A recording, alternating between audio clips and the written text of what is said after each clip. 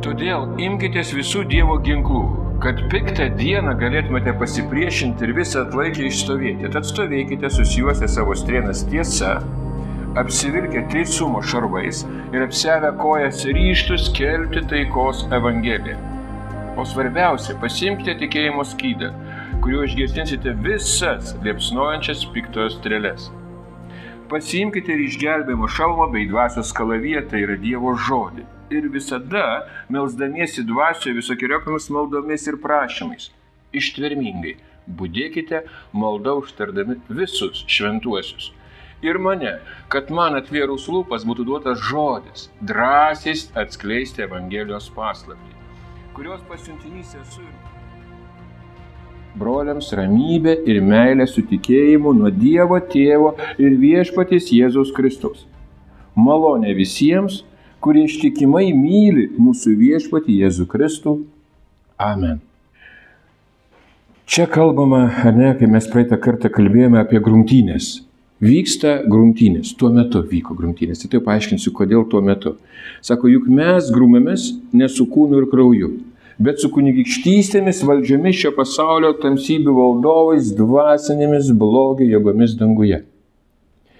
Ir dabar mūsų tema bus apie Dievo ginklus. Ir kaip įeisime, į šitas eilutes, čia tai, kas yra svarbiausia, kas tie per ginklai, kam jie duoti. Ir būtent 13 eilutės pasakyta, Paulius sako, imkitės visų Dievo ginklų.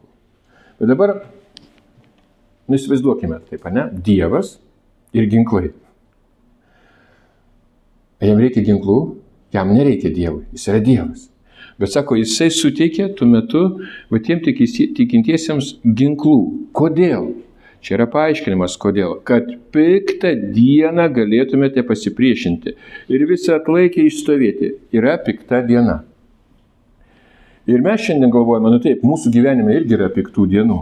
Kartais, taip nesiseka, kartais kažkas tai nutinka, ar dar kažkoks didelis sunkumas. Bet čia ne apie tai. Aišku, tai susiję su tuo, kad mes galim perėti tas piktas dienas, bet pasižiūrėkime truputėlį atgal, 5 skyrius Efeziečiams. Čia sakoma tikintiesiems, 5 skyrių, kai mes jau žiūrėjome, 15 eilutėj. Rūpestingai žiūrėkite, kaip elgitės, kad nebūtumėte kaip neišmintingi, bet kaip išmintingi. Branginantys laiką, nes dienos yra piktos. Tuo metu, kai dar stovėjo šventykla Jeruzalėj, dar žodis nebuvo užrašytas. Jiems reikėjo kažką išstovėti. Mes tai matome. Dar suprasime apie tai, matot, nes čia visi tie dalykai. Kai vėlgi, aš anksčiau taip vaizduodavau kaip pamokslininkas ir taip pat girdžiu pamokslus ir daug girdėdavau apie šitą kovą. Tai yra kažkoks kaip karžygys, tai reiškia riteris ir visokie ginklai. Ir štai dabar šėtonas, kažkokia tai būtybė raudona su šakėmis mane atakuoja, ten demonai strėlės leidžia ir vis tiek visi pralaimi. Asmeniškai. Bet dabar grįžkime į mūsų temą. Apie ką čia kalba? Paulius ragina būtent augti, bręsti Kristaus kūną, tikinčiuosius. Ir kai čia ir sako, imkitės, ne imkis tu visų Dievo ginklų, bet imkitės kartu. Tai nuoroda į tuo metinį surinkimą, į tuo metinę bažnyčią. Ir kaip sakau, tas vaizdinys, ir ne tik tai, kad man, aš turbūt visi tai matėt, tai atėjo istoriškai, iš daug iš kur, Dantės dieviškoji komedija, gal girdėjot, ar ne?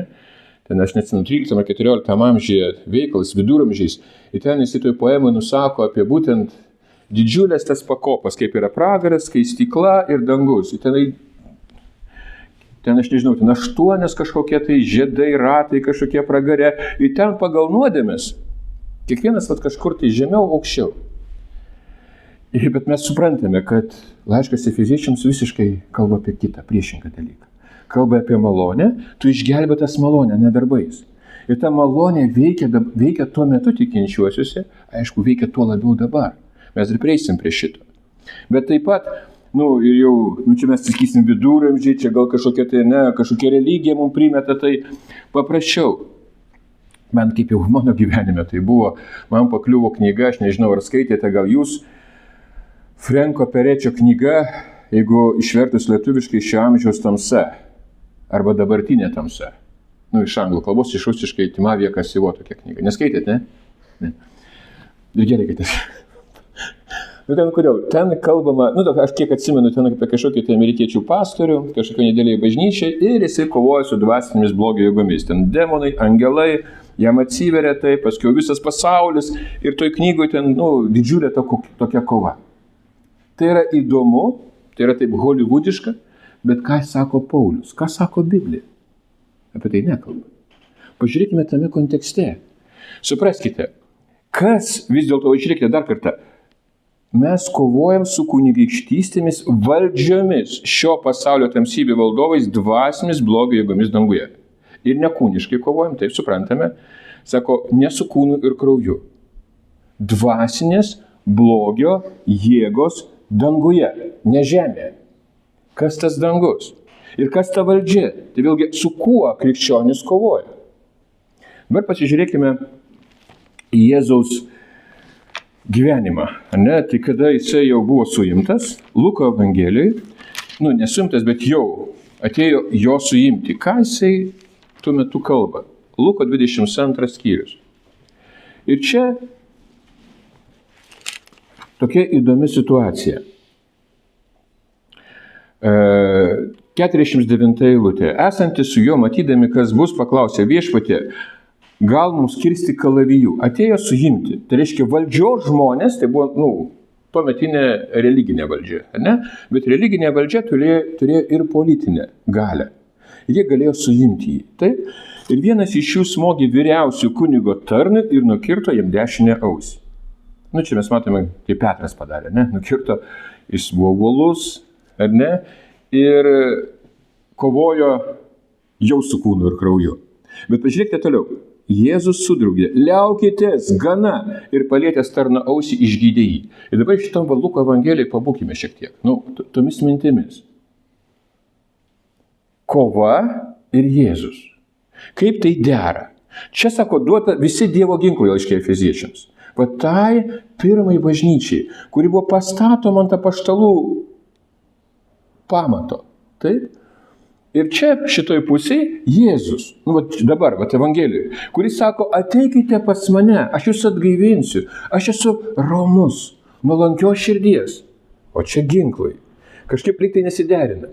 Bet dabar supraskime, dabar kaip paprasčiau, kas toliau vyksta. Žiūrėkite, atėjusiems aukštiesiems kunigams, šventyklos apsaugos viršininkams ir vyresniesiems jis pasakė, kaip prieš plėšiką išėjote prieš mane su kalavijais ir vėzdais.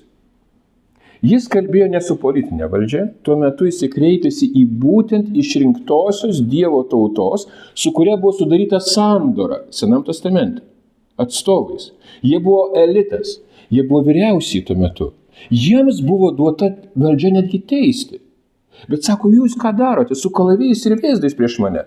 Toliau, kai buvau kasdien su jumis šventykloje, jūs nepakėlėte prieš mane rankos, bet tai jūsų valanda, tamsos valdžia. Ir čia dabar, kažkokie demonai ar kažkokios kunigaikščiai. Paprasčiau. Supraskime, Biblija mums kalba Seną testamentą. Senas testamentas yra sandora su Izraelio tauta. Dabar Jėzus atėjo išpildyti įstatymą. Išpildyti visas pranašystės, kad mes turėtume santykį su juo. Ir dabar, kai vėlgi sakau, su kuogi čia, kas yra ta valdžia? Dabar atėjo tos valdžios laikas. O Efeziečiams laiške pasakyta, aš piktą dieną pasipriešinti. Su kuo pasipriešinti? Ir supraskime, kuo ypatinga buvo ta religinė valdžia. Jeigu lygtai jie laikėsi tai, kas parašyta Sename testamente, įstatymo. Ir mes praeitą kartą kalbėjome, ne? Įstatymas tai yra dalis, galima sakyti, to gėrio blogio pažinimo medžiai. Įstatymas yra geras. Taip yra nuodėmė ir visa ta kova. Ir dabar pasižiūrėkite, tiek Senas testamentas, tiek šiandien dauguma religijų, aišku, ir tuomet krikščionis. Visi sako, pažinti Dievą. Ir tas tikslas religijos, kodėl žmogus eina į mečetę, eina į bažnyčią arba atlieka kažkokius netgi gerus darbus dėl religijos, uždėti pliusiuką, tam, kad pažinti Dievą. Bet mes žinome, kad Jėzus atėjo pakeisti širdį. O šitoj sistemoje buvo aiškiai pasakoma, Dievą galim pažinti tik per ritualinę, mechaninę sistemą. Ir dabar mes sakom, tai čia, matot, fariziejai, paprasčiau. Žiūrėkite, kas tai sakoma? Jeigu, kaip fariziejai sakė, jeigu tinkamai gyvensi, jeigu tinkamai apsivalysi, apsiplausi, apsiprausi, jeigu tinkamai valgysi, jeigu tinkamai švęsi šventes, jeigu tinkamai giedosi, tinkamai skaitysi Bibliją, tinkamai studijuosi pagal hermeneutikos taisyklės, jeigu tinkamai, tada gali pažinti Dievą. Galbūt, nes dar negarantuota, ar tu tinkamas. Ką sako Jėzus? Ką sako Naujas Testamentas? Kristus, kryžius, Golgota. Tinkamas tik tai Jis. Ir štai kodėl mes kaip prieisime prie šitų dalykų, ar ne? Žiūrėkite, stovėkite susijuose savo strėnas tiesa, tai kas pradžia, iš šitų Dievo ginklų. Vėlgi, apie ką tai kalba? Kalbėkite tiesą meilę. Laiške Efeziečiams keletą kartų, tikintieji. Būkite tiesoje. Tiesa, kalbėkit su meile. Toliau, teisumas. Kieno teisumas? Vat mano teisumas, o tas neteisus. Ne, to nėra jau. Kristus teisus. Tu eini Dievo karalystę palikdamas tai, nes kryžius tave atskiria nuo to.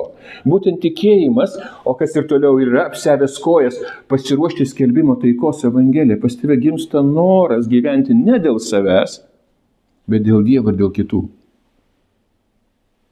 Tai yra liudijimas, tai yra įrodymas, kad Dievas įdėjo kažką tai tavyje naują.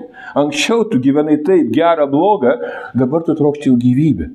Ir tu turi liudijimą, ne tai, kad reikia skelbti evangeliją, nes aš atsimenu savo gyvenimą ir daug dabar dar irgi matau aplinkui, aš gėdinos, man sunku, aš išdrįsiu, aš pasakysiu. Ne šito reikia. Meilė. Būk atviras prieš Dievus ir atviras prieš žmogų. Ir štai tuo metu, kai kūrėsi ta bendruomenė, bažnyčia, nors aišku, dar gyveno daug kas pagal religinę sistemą. Bet dabar sako, žiūrėkite ne į religinę sistemą. Žiūrėkite toliau. Svarbiausia, pasimkite tikėjimo skydą, su kuriuo užgesinsite visas liepsnojančias piktojo strėles. Ir dabar mes čia sakome, matot, demonai atakuoja. Liepsnojančias piktojo strėles. Ar jūs kada nors pykstate? Zita žino. Man kodėl Zita žino. Važiuojame į kalėjimą, kartais ir Opelis aplenkia. Kaip drįso mane aplenkti Opelis? Aišku, aš čia juokauju, kaip? Bet suprantat, jau tai kyla. Ir kas tai? Mane atakuoja? Ne, aš atakuoju. Bet čia, kai mes turime sandorą su Dievu, kai visas Dievo žodis mums sako, būtent palikti tai.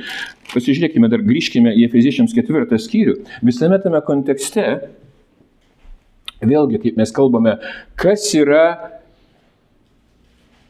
tie dalykai? Tiesa, teisumas, ryžtas skelbti evangeliją, tikėjimas, išgelbėjimas ir Dievo žodis. Tai yra bažnyčios brandos elementai. Tuometinės bažnyčios. Va tai negali bažnyčia augti be šitų dalykų. O ne tai, kad dabar aš augu savo teisumą ir aš dabar išstovėsiu. Tu vienas neišstovėsi. Va čia ir yra, kad tu priklausai Dievui ir priklausai vienas kitam. Taip, Efeziečiams 2 skyrius 4 eilutė. Dievas apstus gailestingumo iš savo didžios meilės, kurią mus pamilo, mus mirusius nusikaltimais atgaivino kartu su Kristumi. Malonę jūs esate išgelbėti. Prikėlė ir pasodino danguje Kristuje Jėzuje. Dabar supraskime, kur aš esu dabar ir su kuo mes kovojame. Čia sakoma, tikintieji pasodinti danguje. Wow, kur ten danguje už tai? Debesėliai. Kas tuo metu buvo dangus, žemė? Tai buvo tai, kas turėjo sandorą su Dievu. Taip, Senas testamentas dar galioja, todėl kad dar buvo šventykla, dar buvo sinagogos, dar buvo tie tikinti žmonės, kurie turėjo sandorą. Paulius vienas iš jų. Bet kai sutiko Kristų, jis sako, aš visą laikau sąšlavomis, aš atsisuku. Šviesa nušvito jo gyvenime. Ir dabar jis sako tikintiesiems, jis pasodino jūs danguje. Jūs dabar turite teisumą ne dėl darbų, kai toliau ten pasakyta, ar ne 7 eilutė, pažiūrėkite, kad ateinančiais amžiais savo gerumu parodytų mus beribius savo malonės turtus Kristuje Jėzuje ir juk jūs esate išgelbėti malonę per tikėjimą ir ne dėl darbų, kad kas nesigirtų. O kas giriasi?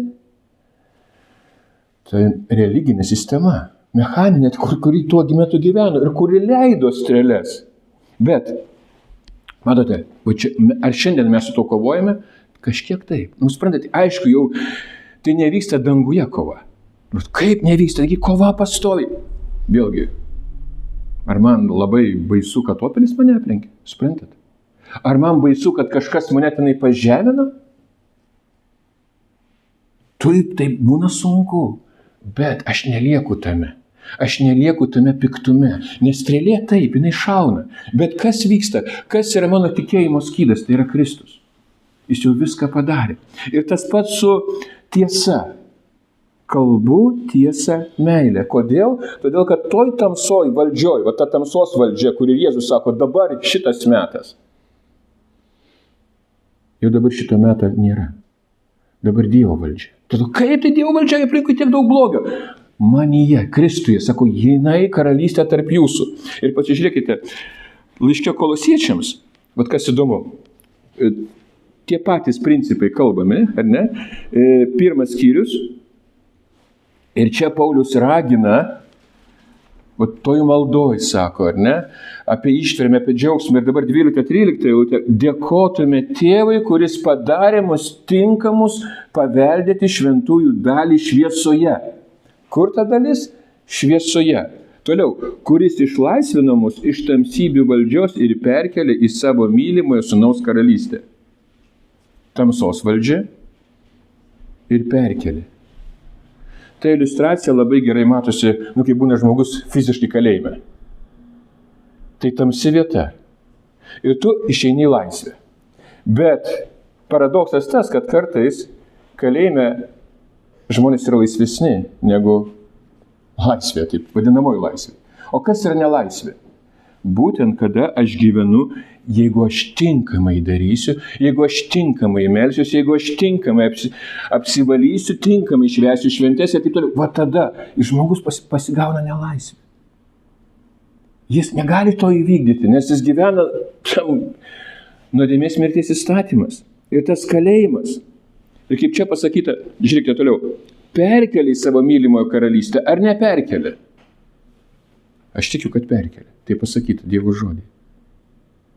Jis išlaisvino, jis išaukšti mus iš tamsybių valdžios. Išlaisvino iš tamsybių. Jis mums suteikė tą laisvę.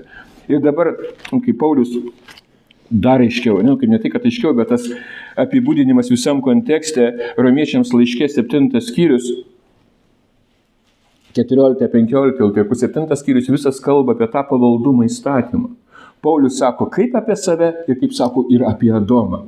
Ir dabar iš čia kalba, Romiečiams 7-14. Mes žinome, kad įstatymas yra dvasinis, o aš esu kūniškas parduotas nuodėmei. Štai kas yra kalėjimas. Jeigu tu laikysis įstatymo, tu parduotas nuodėmei. Tai nereikia laikytis įstatymo. Tiesa, teisumas, tikėjimas. Ką tai padaro? Į ką tikiu? Į Kristų. Ir štai kas yra, sakau, toliau, žiūrėkite, aš net neišmanau, ką darąs, nes darau ne tai, ko noriu, bet tai, ko nekenčiu. Ir toliau, aš noriu daryti gero, prilimpa blogo, tai darau, ko nekenčiu. Įsivaizduokite, tai, kas yra tikras kalėjimas. Ne tas kalėjimas Pravieniškės ir Panevėžio, kur moteris, mes lankom. Bet tas kalėjimas, kada žmogus, būtent jisai parduotas nuodėmei. Jeigu pažiūrėti Biblijos pradžią, taip, nuo Adomo jisai paveldi nuodėmingą prigimtį. Ir tai yra parduotas, sako, kaip čia sako, nes darau ne tai, ko noriu, bet tai, ko nekenčiu. Ar gali būti didesnis kalėjimas už tai? Štai kas yra baisiausia. Ir dabar, kaip ir sako, 7 skyrius baigėsi, bet ačiū Dievui per mūsų viešpatį Jėzų Kristų. Ačiū Dievui, viskas. Protu tarnauju Dievo įstatymui, o kūnui nuodėmės įstatymui. Ir dabar nebėra pasmerkimo tiems, kas yra Kristuje Jėzuje. O štai, kas yra nebėra pasmerkimo tiems, kas yra Kristuje Jėzuje. Nebėra, viskas. Tu negalėjau dabar gyventi, jeigu aš tinkamai darysiu. Dievas įrašo įstatymą į tavo širdį. Ir jeigu žiūrint šitą paveikslą, va tos kovos Dievo ginklų, tai va būtent tai bažnyčiai, laiške Efeziečiams, tai pamatyt, kad jie augtų tame meilėje, kalbėtų tiesą, turėtų tą bendrystę. Nežiūrėkite dar kartą, bet kas yra, kad visą tą pamatyti nuostabų paveikslą, ne, koks tai buvo laikas ir kas buvo Paulius, kokia jo buvo pareiga būtent dėl to laiško. Antras skyrius nuo 19 eilutės. Ir dabar užduokite klausimą savo, man, visiems, religiniams žmonėms. 19 eilutė. Todėl jūs jau nebesate pašaliniai nei svetimšaliai, bet šventųjų bendrapiliečiai ir Dievo namiškiai. Šiandien aš dar daug girdžiu, ne. Mes nesame bendrapiliečiai šventųjų. Ne, dar ne Dievo namiškiai. Ar man svarbu, ką sako religija? Man svarbu, ką sako Paulius, ką žodis sako. Ir čia pasakyta, jūs esate jau, nesate pašaliniai. Dievas taip parodė savo meilę. Ir toliau sako, pastatyti ant apaštalų pranašų pamato, turintys kertinių atmenį patį Jėzų Kristų, ant kurio darniai auga. Vat, darniai auga. Laiškas Efeziečiams ir buvo parašyti, kad tai vyktų. Jums reikia augti, jums reikia brandos. Kaip ir laiške Korintiečiams, atsimena. Ir čia tas pats, kaip pasakyti, ant kurio darniai auga visas pastatas, į šventą šventyklą viešpatyje. Ir jūs esate statomi kaip Dievo buveinė dvasioje. Tai yra pagrindinė mintis. Jūs esate Dievo buveinė. Šiandien Dievas tas pats, jisai trokšta gyventi žmoguje. Tadu, wow, taip, bet ir aš jame, kai aš patikiu, gera žinia, kai būtent tas yra perėjimas į jo karalystę. Tu jau matai tai. Ir toliau sekant eilutę, todėl aš Paulius esu Kristaus Jėzaus kalinys dėl jūsų pagonių. Supraskime, koks tai buvo laikas. Paulius, kuris dar priklausė senai sandoriai pagal kūną, jis buvo apaštalas, pamatų statytojas. Taip, jo tokia buvo pareiga, atsakomybė. Ir dabar sako, štai kas skelbiama. Jums pagonims. Va ta šviesa. Matote, dar buvo žydai pagonys. Lyg tai buvo, bet jau Paulius kitur sako, jau nebėra skirtumo tarp žydo ir graiko. Todėl, kad tai bus. Dabar, šiandien jau nėra. Šiandien, kai jau šventyklos nėra, kai sena sandora, viskas pasibaigė. Dabar yra nauja sandora. Dabar tu mėgaujasi Dievu. Ir štai kodėl, kai mes čia žiūrime, toliau žiūrėkite 4 skyrius. Kodėl jis sako, jisai paskyrė, 4 skyrius, 11 eilutėj, vienus apaštalais, kitus pranašais ir evangelistais, ganytojais ir mokytojais, kad išlavintų šventuosius tarnystės darbui, Kristaus kūno ugdyti. Ne tai, kad dabar dėmesys, aš esu taip, užsidedu šalmą, čia visus ginklus, kojas skelbti evangeliją ir dabar eisiu į pasaulį, priešinsiu šėtonui. Vaizdas ne tas. Vaizdas kūno ugdymui. Tai yra provaizdis bažnyčios. Bet tuo metu, tą piktą dieną, jie turėjo išstovėti. Tai buvo tas, kaip sakau, kaltinimai, to piktojo strėlės, tai ir buvo, tu turi daryti, pavyzdžiui, laiške Galatams, kas matoma? Apsipjausyti. Kitaip nebus išgelbėtas. Tau trūksta kažko tai. Ir kas tai yra? Tai yra būtent tuo metu strėlės. Šiandien irgi tų strėlių daug. Kaip tokių, bet netiesioginių. Taip, bet jos tavęs neveikia. Kodėl? Todėl, kad Kristus tavyje. Ir čia pasižiūrėkite toliau, apie tą augimą, ar ne? Kad išlavintų šventuosius tarnystės darbui, Kristaus kūnų ugdyti, kol mes visi pasieksime tikėjimo vienybę ir Dievo sūnaus pažinimą, tobulai subręsime iki Kristaus amžiaus pilnatvės saiko. Kad daugiau nebebūtume kūdikiai siūbuojami bangų ir nešiojami bet kokio mokymo vėjo, žmonių apgaulės, gudrumo, vedančių į paklydimą. Štai kas yra strėlės. Žmonių apgaulė, gudrumas, vedantis į paklydimą. Bet suprantat, dabar, kai yra nauja sandora, šitie dalykai, viskas, tu jau nustoji jais, kaip aš sakau, įeini pro vartus į karalystę. Tu mėgaujasi Dievu, jo malonė. O tuo, kad tu pasodintas danguje. Ir taip, šiandien žmonės ir todėl ir gal netiki, ne, kodėl negali patikėti, nes čia yra pati pradžia, tu patikėti turi. Juo. Todėl, kad yra taip apgaulės, gudrumas. Bet Dievas viską kontroliuoja. Dievas viską teisingai ir nuostabiai padarė. Pasižiūrėk toliau.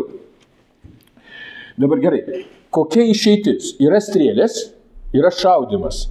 Kaip čia pasakyta, piktojo strėlės, ne? Bet dabar žiūrėk, dar ne, 4:14 gudrumo vedančių į paklydimą. Tai reiškia, kažkas mane galėjo vesti, žmonės apgauti, mokymo vėjas. Bet koks yra priešnodis? 15 eilutė. Kalbėdami tiesą su meile, augtume viskuo į jį, kuris yra galva Kristus. Stovėkite susijuosios strėnas tiesa.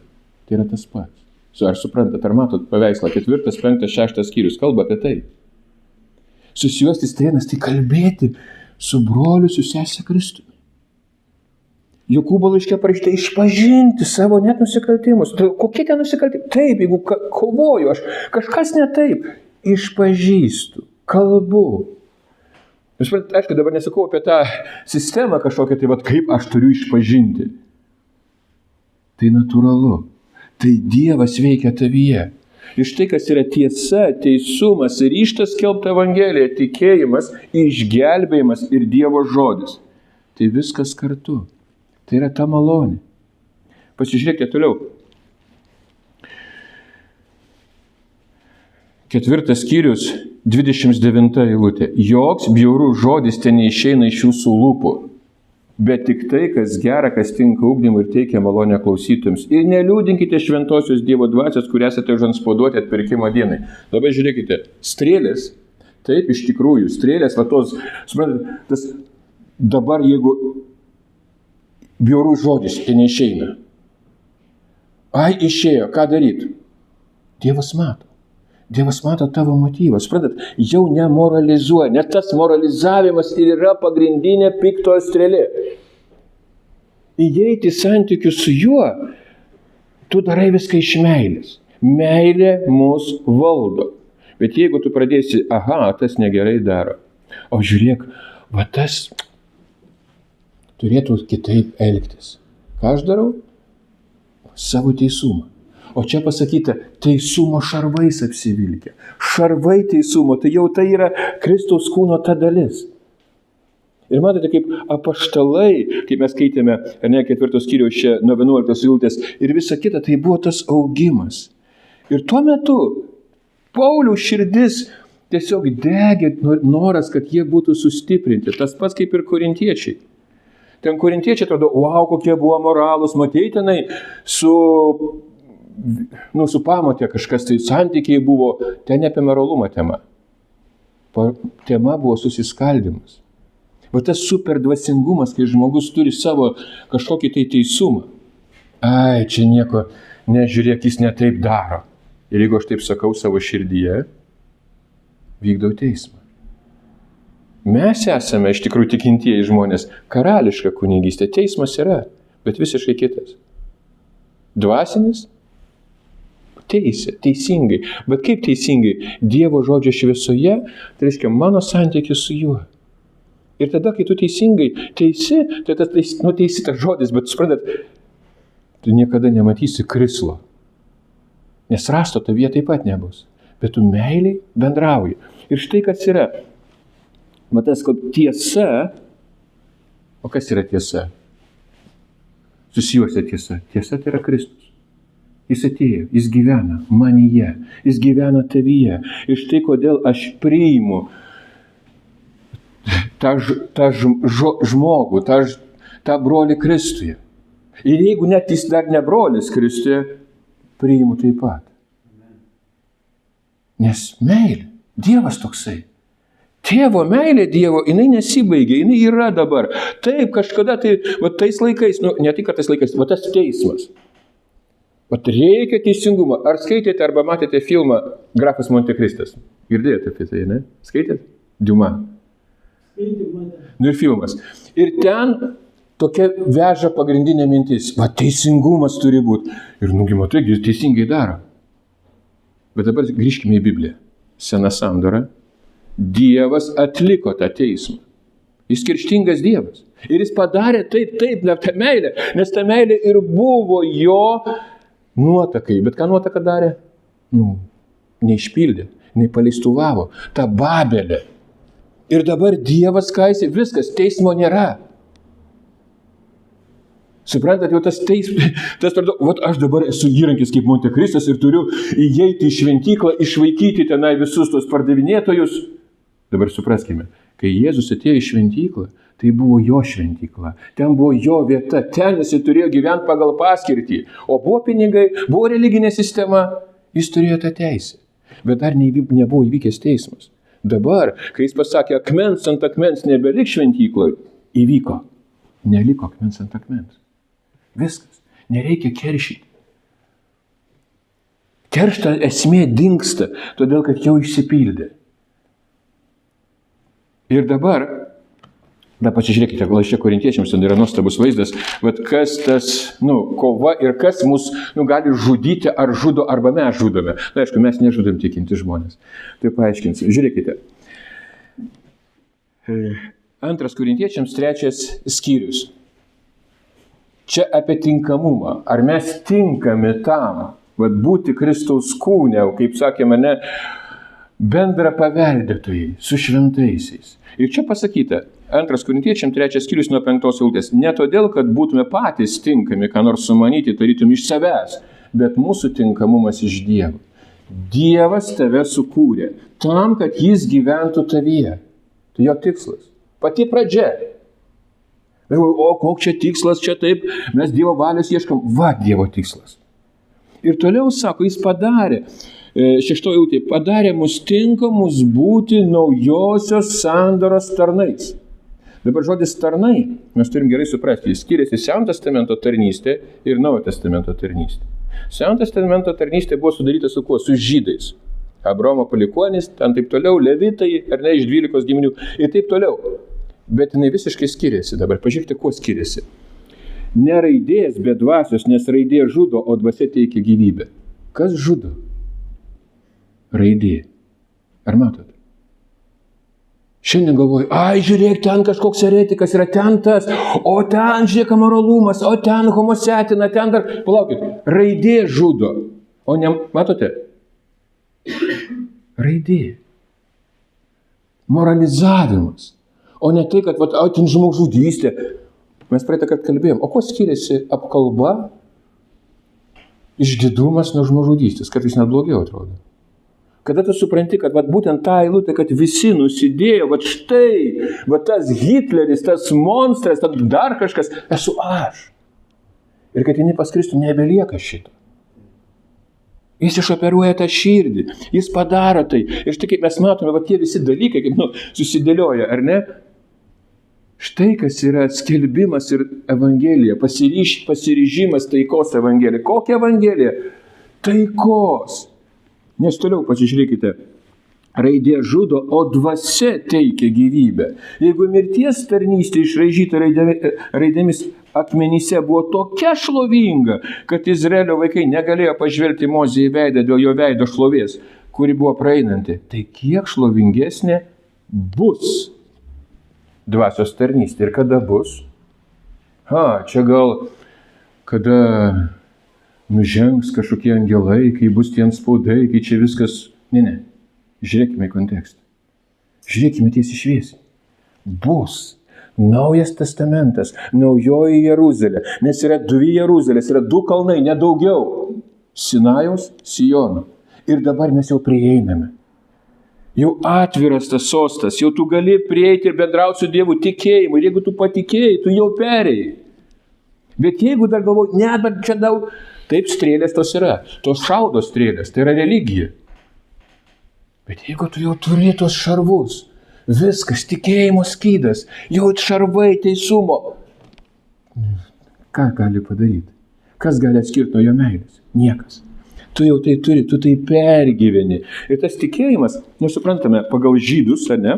Dažiūrėkime, 9 skyriui, ko tikėjimo esmė svarbi. 9 skyrius, 31 eilutė. Izraelis ieškojęs teisumo įstatymę nepasiekė teisumo įstatymo. Žiūrėkite dabar, šitą eilutę, ar ne, nepasiekė teisumo įstatymo.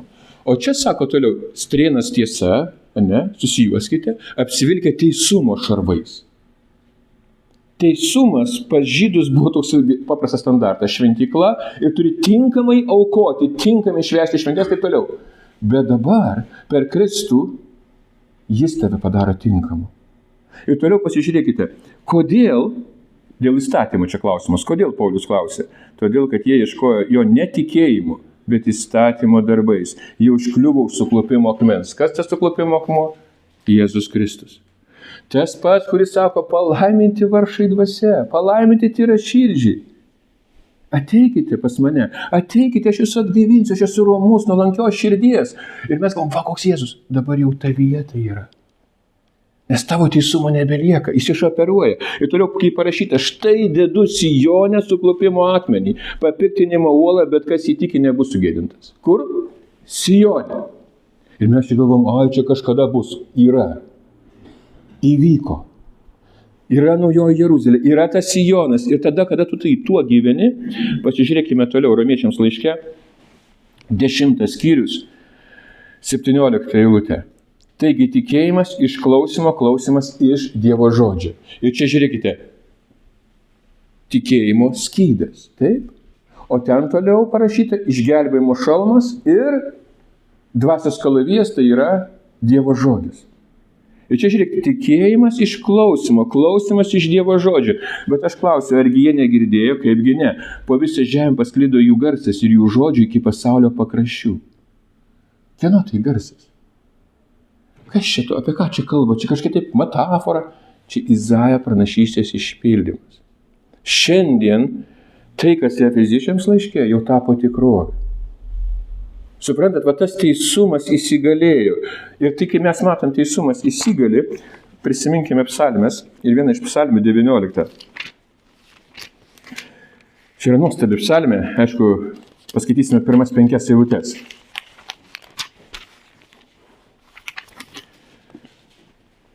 Dangus skelbia Dievo šlovę, tvirtuma byloja apie jo rankų darbus.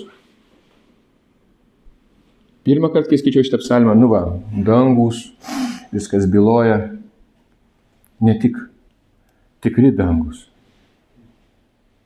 realūs dangus. O kas yra realūs? Dvasiniai. Kur mes pasodinti? Danguose. Toliau. Diena pasakoja dienai, naktis praneša nakčiai, nėra kalbos ir tarmės, kur jų balsas nebūtų girdimas. Kieno balsas? Tie, kurie liudija, tie, kurie neša taikos evangeliją. Izaja pranašystė, vat kokios gražios kojos tu. Čia apie kojas kalbam? Čia kalbam apie skelbimą. Apie tai, kad Dievas kūrė. Jūs esate naujas kūrinys, jūs esate ta poema Efeziečiams 2:10. Ir toliau pasakyta, žiūrėkite.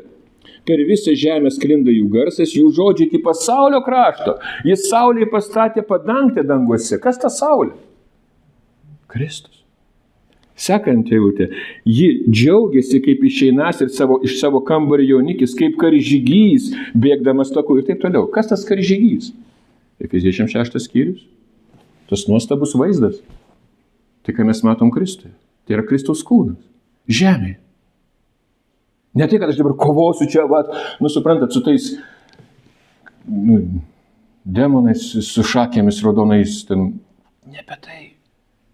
Čia kalbame labai aiškiai apie suprantat, žodžiai Evangelijos skelbianti tai bažnyčia. Ir kai tu žvelgi į dangų, ką tu matai? Žvaigždės matau. O kas to žvaigždės? Tai nuostabi eilutė, bet paminėti būtinai reikia. Ne? Danieliaus 12:3. Išmintingieji spindės kaip dangaus šviesuliai ir tie, kurie nukreipia daugelį į teisumą, kaip žvaigždės per amžių amžius. Tai yra tikintieji, Naujojo testamento tikintieji, naujos sandoros, spindės. Ir va šitą eilutę, įdomiai, kad kaip ją cituoja kartais, necituoja. Eini į kalėjimą tiek vyrų, tiek moterų, nuteistieji, kurie neskaitė Bibliją, sako, žinai, man gyvenime buvo sunku, bet jūs esate šviesuliai. Wow, koks aš, čia ne aš, čia jis šviesa. Va tuo metu, kai ten yra prislėgimas, yra skausmas, ar ne, kai yra baisu, kai yra tas atstumimas, nėra bendrystės, ir pradedi kalbėti, nes Jėzus myli. Jėzus ateina į kalėjimą. Jėzus ateina į ligoninę. Tai, kas yra tavyje. Nėra to išdidumo, nėra to seno, vat kaip mes matėm tų apkalbų ir taip toliau. Ir dabar, kad Jėzus tą patį sako, pamenate, tiek kalno pamoksle, tiek 13 skyriuje, 41. Žmogaus sūnus išsiųs savo angelus, tie išrankės iš jo karalystės visus papiktinimus bei piktadarius. Ir įmes juos į ugnies krosnį, ten bus versmas ir dantų grėžimas. Ir mes galvojame, tai tyčia taip pastatys į vietą Dievas, nedorėlis. Tai įvyko. Jėzus kalbėjo tai žydams. Sandora praėjo ir va, tie pelai, ta religinė sistema, neturėjo sudėkti su vykdytojais. Matote, kaip ne tik sistema, bet ta mechanika, aš nežinau kaip pasakyti, va, tie dalyviai. Panašiai kaip tu knygai Monte Kristus. Taip, jie padarė blogį, turėjo įvykti teisingumas. Bet tai, kas buvo sandorai, tai, kas nesandorai, žmogus kasėja tą pjauna. Bet čia, sakoma toliau, žiūrėkite, tada teisėjai spindės kaip saulė savo tėvo karalystėje, kas turi ausis klausyti, te klauso. Šiandien yra šita žinia, Evangelija. Ir sako, teisėjai spindės kaip saulė. Kas spindės? Kokia čia saulė? Kristus spindės tavyje. Kristus spindės bažnyčiai. Tai yra bažnyčios funkcija. Ir laiške Efeziečiams taip ir matosi, kad bažnyčia yra dangus ir žvaigždės, o Kristus yra šviesa. Ir sakau, arba mes esame pašaliniai, aš to netikiu, aš tikiu, kad mes, nesame pašaliniai. Suprantate, pašalinis tai reiškia, tu jau tas, kuris negali būti tenai. Ir pagal seną sandorą taip ir buvo. Pagonims reikėjo labai stengtis, ten apsipjausyti, ten taip toliau. Palauk, jis įskiepijo, jis įvykdė sandorą. Ir štai kas yra šventųjų bendrapiliečiai ir Dievo namiškiai. O mes praeitą kartą ir kalbėjom, kas yra, ko Dievas nori, ieško savo namus, gyventi mumyse. Ir dabar per visą tą laišką Efeziečiams mes jau kur perskaitėme, į pabaigą. Aš dar greitai paskaitysiu, kas ten toliau buvo, gerai? Pasiimkite išgelbimo šalmą bei dvasios kalaviją, tai yra Dievo žodį, visada melsdamiesi dvasią visokiojomis maldomis ir prašymais ištvermingai budėkite maldą užtardami visus šventuosius. Ir mane, kad man atvėrus lūpas būtų duotas žodis drąsiai skleisti Evangelijos paslaptį. Efeziečiams laiške keletą kartų, daug kartų kalbam apie paslaptį. Kokią paslaptį? Pagonims atskleistas žodis. Pagonims prieinamas Dievas. Kad jisai gyventų dabar ne tik, kad šalia, jis gyventų tavyje. Toliau. Kurios pasiuntinys esu ir būdamas kalinys, kad turėčiau drąsos skelbti, kaip privalu kalbėti. Kad ir jūs sužinotumėte, kaip man sekasi ir ką veikiu. Visą papasakos jums Tichikas, mylimas brolis ir ištikimas viešpaties tarnas. Ar matote, kaip tas Tichikas vadinamas? Mylimas brolis, ne pagonis, kažkoks naujatikis tenai, dar nesubrendęs, nes mylimas. Dabar tikintieji tampa mylimi. Nesvarbu, ką anksčiau padarė, nes tada bus moralizavimas. Malonė ir meilė. Ir toliau pasakyta, aš tam ir pasiunčiau, kad jūs sužinotume apie mus ir kad jis paguostų jūsų širdis. Pamenat, Galatams 6.1 ir 6.2. Kas yra susilpnesniu ir kas ten vyksta? Guodžia. Nestato į vietą. Taip, tas paguoda, tai reiškia kalbėti tiesą su meile. Tai yra tikslas dabar. O ne tai, kad aš dabar turiu kariauti.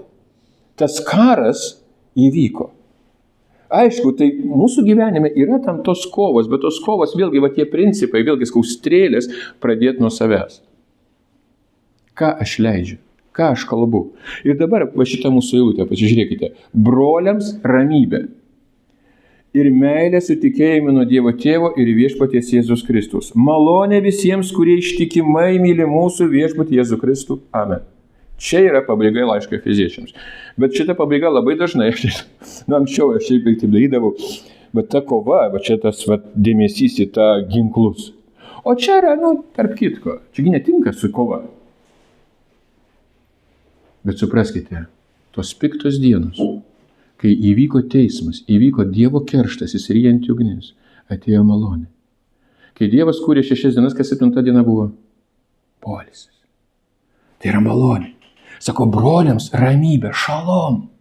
Broliams. Tie, kurie tikėjo, įeikite į sabatą, įeikite į šitą poilsį. Ir dabar sako, mes esam Dievo poilsis, mes esam jo trokštama buveinė, jo teisumas, jo šabas. Mes. Kaip tai? Čiagi, būtent jis ir mes tampa viena. Supraskite, čia ir yra. Mėgaujasi poilsiu jame. Ir jo poilsiu mumyse.